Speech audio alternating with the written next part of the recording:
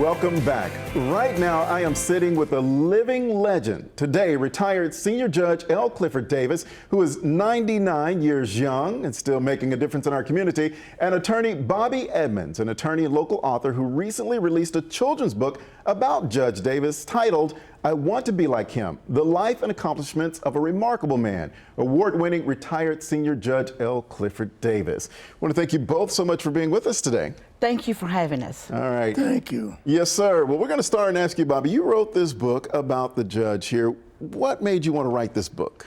Gosh, he's the living legend, number one. I met him when I was a young lawyer in his courtroom. He treated everybody so fairly and giving your clients the opportunity using his discretion. I started following him, and I said, this is an amazing man, a family man, a judge, community activist, and I started taking pictures, and then over the years, he started getting such wonderful awards. I said, we need to capture this. This would be a great way, writing a book, so that young people can run and be eager to learn how to enhance their literacy by reading about a living, walking history book, Judge L. Clifford Davis. And so I had to put the works in, determine how I would do it. So I made a colorful book with older pictures, collected pictures that I have captured over the years of him, and put those all together, and there's the book. What was it like for you putting this together and getting this information and learning the history that he's been a part of? What was it for you? I'm telling you, it was so like, I would say, rebirthing of me in a different way to learn that you always should give back. And he's the perfect example of teaching young people how to return to your neighborhood and use your talents to help the general welfare of the community. And so Judge Davis, a mentor, trailblazer, catalyst for change, and he demonstrates that he makes change as he enters places. He made some changes today, as a matter of fact, on how you're going to enter into places. this building with his limitations. Exactly. Judge, to know that somebody has written a book about you to capture your historical moments and everything, what does this mean to you? Well, I'm delighted to read it and hear the comments that I have heard. I have tried to live a life remembering that part of the Constitution that talks about the general welfare. And I have tried all of my career to work for the general welfare. I've had to make a living, of course, because I had to pay bills.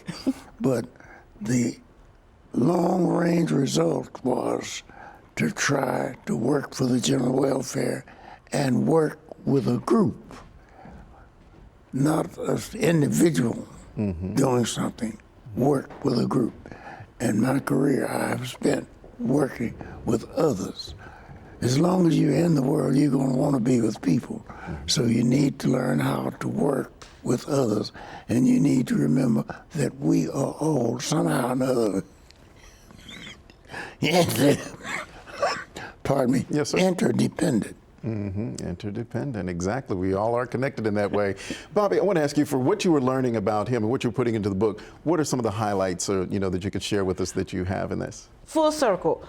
He was raised on a farm. Their parents taught them etiquette at a young age. And during the Depression, Judge said they never went hungry. That means they used the produce from their farm. They were business people.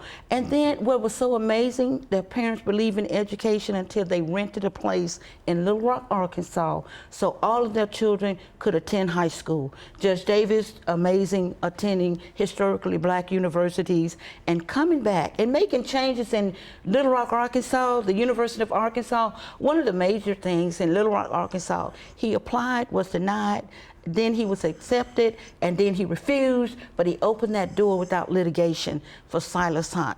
Then he moved on and made changes in Texas, filing the lawsuits to desegregate Mansfield Independent School District, Fort Worth Independent School District, and today there's a school in his honor, and he swore in the first African-American city of Mansfield mayor. So these things, and 71 years later, we come full circle. The University of Arkansas in 2017 awarded him a Doctor of Law. And he accepted it. He could have denied it. So in his 9 decades, almost 10 decades of life, he has seen many changes, and he is blessed, and he tells us every day. And I'm telling you, talking to him all the time, it is so amazing. Different things come out every time I talk to Judge Davis. He is sharp, and he's still a leader and a mentor. Judge, I know kids are going to learn a lot from this book. If there was one thing you want them to most learn about you or what you've done, what would you want that to be? I would want them to remember 1 or 2 principles that I've tried to live by. One, I learned from Dr. Mays, who was president of Morehouse College.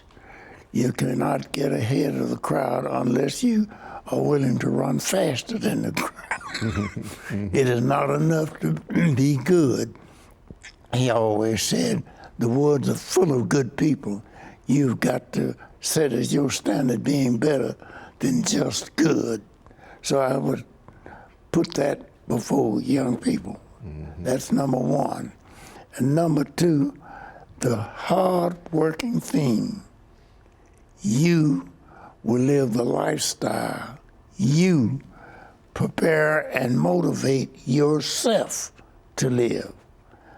I want all people to understand you have to drive your life. Yes, sir.